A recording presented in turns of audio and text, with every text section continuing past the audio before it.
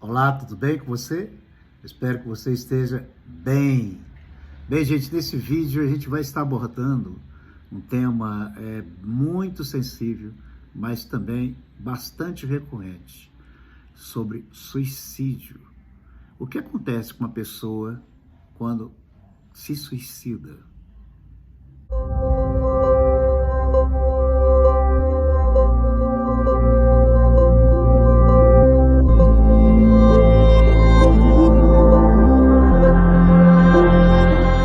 Bem, esse vídeo que vamos ver agora é um vídeo muito esclarecedor, porque mostra uma jovem que não suportou o peso da vida e que deu cabo da sua própria vida, né?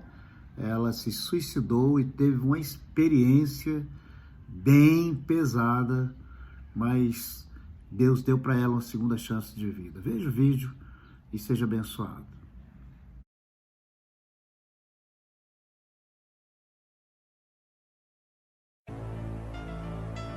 Richard, keep my wedding rings and tell Alex and Jacob how much I loved them, and that this is not their fault. I can't do this anymore. I love you. Please understand.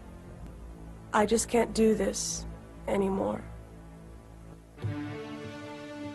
Suicide, the final act of those who feel life's problems are so overwhelming that the only way they can cope is by ceasing to cope entirely. Angie Fenimore was such a person. But during her suicide attempt, Angie discovered the turmoil she was facing in this life was nothing compared to that which awaited her in the afterlife. Hell is a matter of suffering, and I was in hell long before I took my life. Where I went was just a manifestation of what I was already experiencing. I wanted so badly just to end my life and to be done, and what I found was that I took all that with me, and it was multiplied, just intensified beyond anything that we even have the power of understanding in this life. And so it was absolutely the worst thing I could do. There was no escape. Angie was the product of a dysfunctional home. Her mother left early on, and Angie assumed the responsibility of taking care of her younger sister and her father, an alcoholic. The young girl carried out her new role as best she could, but the situation began to deteriorate, and eventually Angie became a victim of psychological abuse, sexual abuse, and was consumed with feelings of utter worthlessness. At 19, Angie attempted to neutralize her ongoing mental anguish by getting married and having children. But she soon realized that having a family of her own would not free her from her secret misery. I had fought depression for years and feelings of self-loathing that went along with how I'd been raised, and I felt like I was a horrible mother. I felt like I was dooming my children to a horrible existence, and I felt like I was actually going to be doing my family a favor by leaving them. Initially, Angie thought death would take her to a better place, an idea which had been confirmed by her stepmother. She had gone up to the corner of the room and seen her body when she had suffered a car accident. She had talked about being embraced by love and warmth and peace and not wanting to return back to her body. But such a tranquil transition would not be the case for Angie. My experience was completely different than anything I'd ever heard about. I had a concept of hell, but this was nothing like what I was anticipating at all. Traditionally, hell has been thought of as the final destination for unrepentant sinners and evildoers.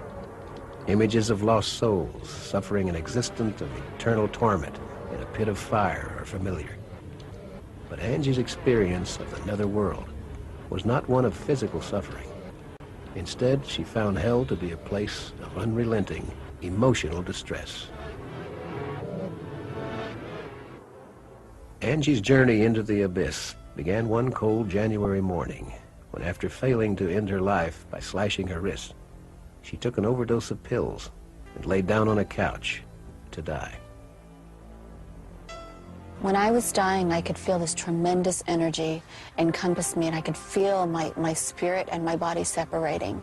And it was very powerful and far more real than anything I've experienced in this life. As her spirit left her body, Angie became aware of images racing toward her. What I saw was actually my very first memory, and that was of being born.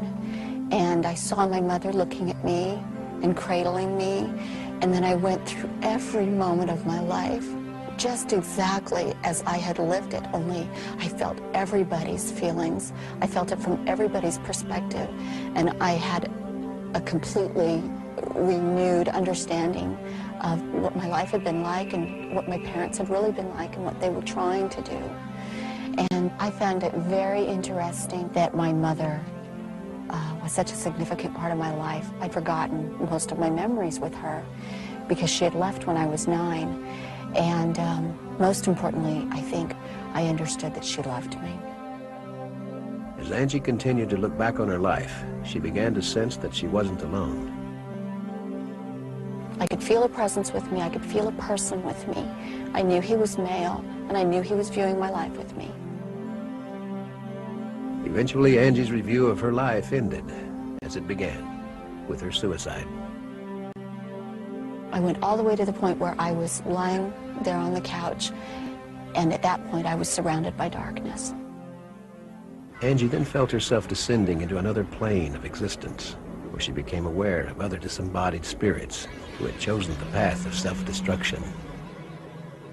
They were all kind of mumbling to themselves, completely self-absorbed, caring nothing about anybody else there or about anything but themselves. What was going on was that these people were reliving this worst experience over and over and over again, reliving this agony that they were in, this turmoil, whatever it was that had caused each of them to take their lives. Angie, as well, might have been doomed to this ironic existence for all eternity had she not been called upon. I heard a voice, and it said, "Is this what you really want?" And I looked to see where the voice was coming from. The words had come from above. I could see a pinpoint of light that looked just like a little star, and it grew in intensity and came toward me very quickly. But the light wasn't a star. It was a being who was made of light. And as he approached, I realized that this was God. I didn't have to be told. It was like the universe reverberated his name. And then he said, "You can't take your life. It's not yours to take. And life is supposed to be hard. You have to pass through these things. All of us have done this." And I was filled, as he spoke to me, with understanding about the purpose of life and what we're doing here and how important it is to think about how you treat other people. And then I felt another presence standing next to him, and I realized it was the same being that had been next to me during my life review. Though Angie could not see this second presence, she sensed an inexplicable connection with him. I could feel this incredible love and peace and compassion coming from him, and pain as well. And I knew that this was for what I had done. And then I heard him say, and I still couldn't see him, but I heard him say, "Don't you understand? I've done this for you." And when he said those words, I understood that I was in the presence of the Savior of the world. And I could feel what he had done for me. I was taken into that experience, into when he suffered for me. And I caught that moment of his life and understood that this was a very real and literal thing that had happened. And then I was shown what would happen to my children if I were to take my life and remain dead. And my oldest son in particular was harmed so terribly by the grief and the pain that he would have to suffer through his life, that he was rendered incapable of even completing his mission here successfully. With the knowledge of the potential fate of her children, Angie's desire to die disappeared. And it was at that point that I was ready to come back. I think I just needed to understand that my life is not my own, that what we're doing here is so important, and every life that we touch is important. Angie's return to her body was instantaneous.